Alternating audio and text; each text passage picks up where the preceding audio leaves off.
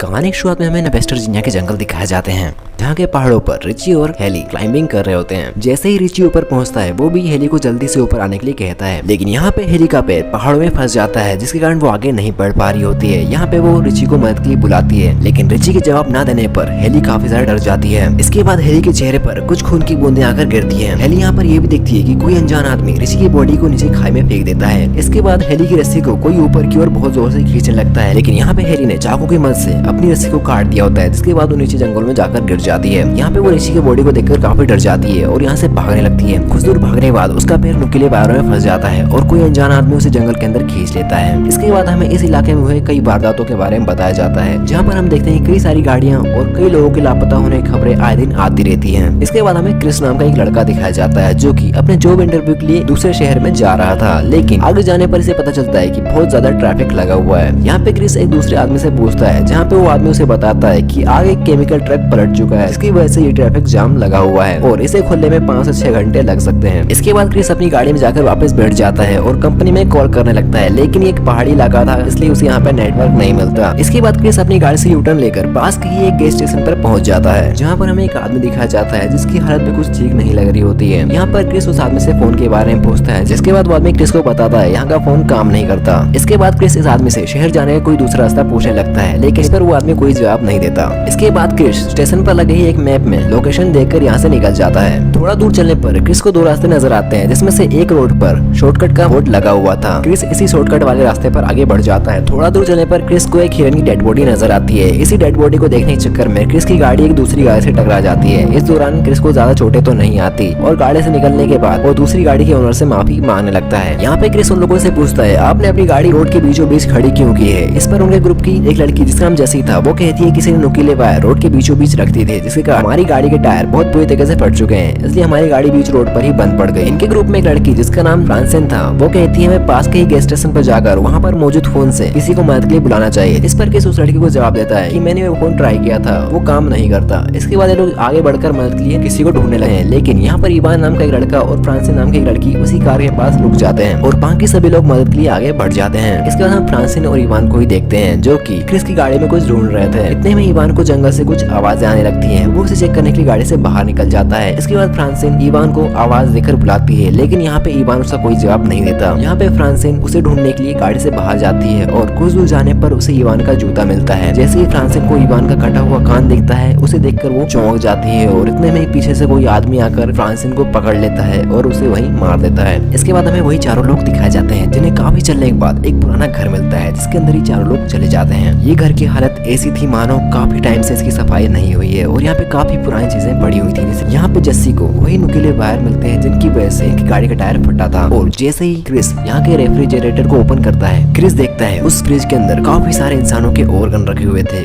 ये सारी चीजों को देखकर ये लोग तुरंत यहाँ से निकलने का प्लान बनाते हैं और जैसे ये लोग निकलने का ट्राई करते हैं, ये लोग नोटिस करते हैं बाहर से कोई गाड़ी इस घर की तरफ आ रही थी और इस गाड़ी को देखकर ये सभी लोग इस घर के पीछे वाले एग्जिट से निकलने का ट्राई करते हैं, लेकिन इनकी बुरी किस्मत वो भी बंद था। देखते देखते इस घर के ओनर इस घर के अंदर आ जाते हैं। यहाँ पे हमें पहली बार 3 आदमखोर इंसान दिखाए जाते हैं, जो कि इनकी साथी की एक डेड बॉडी को लेकर यहाँ पर आए हुए थे। वो उस डेड बॉडी को वहीं पटक देते हैं और इस लाश को जैसी और किसने देख लिया था, क्योंकि वो उसी बेड के नीचे छुपे हुए थे। इसके बाद एक आदमखोर उस डेड बॉडी को एक सौ की मदद से काटने लगता है और कुछ देर बाद उस बॉडी को खाकर ये सभी लोग वहीं सो जाते हैं और वहाँ पे छुपे वो 4 लोग इसी मौके का फायदा उठा के यहाँ से निकलने लगते हैं। लेकिन जैसे ही क्रिस इस घर के गेट से बाहर निकल रहा होता है, एक आदमखोर आदमी उसे देख लेता है और ये देखने के बाद क्रिस वहाँ से बहुत तेजी से भागने लगता है। काफी भागने के बाद ये 4 लोग एक जगह पर जाकर छुप जाते हैं, जहाँ पे काफी सारी कार्स रखी हुई थी। हो ना हो ये सारी गाड़ियां वही थी जिनकी खबरें न्यूज में आ रही थी। ये 4 लोग यहाँ पे छुपे ही थे कि इतने में वो सारे आदमखोर लोग यहाँ पर भी आ जाते हैं। यहाँ पे क्रिस प्लान बनाता है कि वो उनकी गाड़ी चुरा कर यहाँ से निकल जाएंगे। इस दौरान क्रिस उन आदमखोरों का ध्यान भटकाएगा और बाकी सभी लोग गाड़ी में जाकर बैठ जाएंगे। इतना बोलते ही क्रिस चिल्लाकर जंगल की ओर भागने लगता है। एक आदमखोर गोली चलाकर क्रिस के पैरों को घायल कर देता है। क्रिस को बचाने के लिए इनके ग्रुप में मौजूद एक आदमी चिल्लाकर जंगल की दूसरी ओर भागने लगता है। इस दौरान एक आदमखोर उस आदमी का भी पीछा करने लगता है और इस दौरान वो आदमी भी आदम मारा जाता है। इसी मौके का फायदा उठाकर जस्सी, कार्ला और क्रिस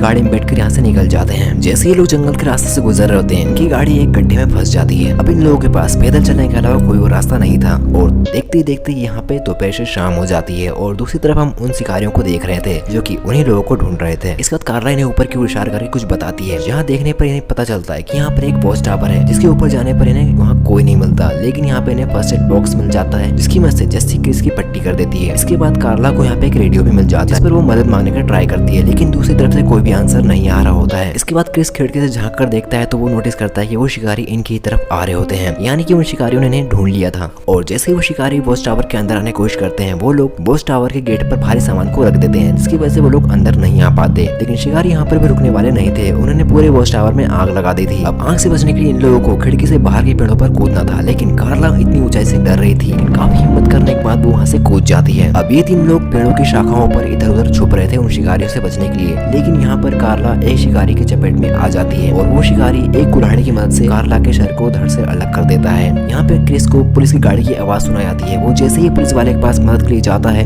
लेकिन एक शिकारी उस पुलिस वाले पर हमला कर देता है और वही मार जाता है। और जैसे ही शिकारी उस गाड़ी के पास भागकर आ रहा था, इतने में क्रिस उस गाड़ी के नीचे छुप जाता है और यहाँ पे वो शिकारी आकर क्रिस को ढूंढने लगता है, लेकिन इस दौरान क्रिस गाड़ी के नीचे छुपा हुआ था, इसलिए वो शिकारी उसे ढूंढ नहीं पाता। और जैसे ही वो शिकारी गाड़ी के नीचे झांकता है, इस दौरान क्रिस पास के झाड़ियों में जाकर छुप जाता है। इसके बाद वो आदमखोर शिकारी उस पुलिस वाले की डेड बॉडी को गाड़ी में लोड करके यहाँ से निकलने लगता है। इसी दौरान क्रिस भी उस गाड़ी पर लटक जाता है। सही मौका देखकर क्रिस इस आदमखोर आदमी को भी मार देता है और उन्हीं के बनाए घर में जाने लगता है। इसके बाद हम देखते हैं जेसी को, जिसे आदमखोरों ने बांध रखा होता है। और जैसे आदमखोर शिकारी जेसी को मारने वाला था, इतने में क्रिस आकर गाड़ी से उस शिकारी को कुचल देता है और तुरंत आकर वो जेसी को आजाद करने लगता है। यहाँ पे क्रिस ने जेसी के सिर्फ हाथ ही खोले होते हैं कि एक शिकारी आकर क्रिस को पकड़ लेता है और उसे मारने लगता है। और मौका देखकर यहाँ पे जेसी भी एक तीर उठाकर उस शिकारी पे हमला कर देती है, जिसकी वजह से वो शिकारी भी घायल हो जाता है। इसके बाद ये दोनों लोग यहाँ से निकलने लगते हैं, लेकिन यहाँ पे क्रिस नोटिस करता है सभी घायल शिकारी धीरे धीरे वापस उठने लगे हैं और इनकी तरफ आगे बढ़ना भी शुरू कर दिया है। यहाँ पे क्रिस की बंदूक में सिर्फ एक ही गोली थी। यहाँ पे क्रिस देखता है कि उस पुलिस वाली गाड़ी में एक पेट्रोल टैंक मौजूद है और बिना सोचे समझे क्रिस उसी पेट्रोल टैंक पर शूट कर देता है और यहाँ पे एक बहुत बड़ा ब्लास्ट होता है जिसकी चपेट में सारे शिकारी आ जाते हैं और मारे जाते हैं। इसके बाद क्रिस और जेसी दोनों ही शिकारियों गाड़ी बैठकर यहाँ से निकल जाते हैं। इसी के साथ ये कहानी यही खत्म हो जाती है। वीडियो कैसा लगा कमेंट करके जरूर बताना। अगर ये पसंद आया हो तो लाइक कर देना और चैनल पे पहली बार आए हो तो सब्सक्राइब कर देना। मिलते हैं अगले वीडियो में। थैंक्स।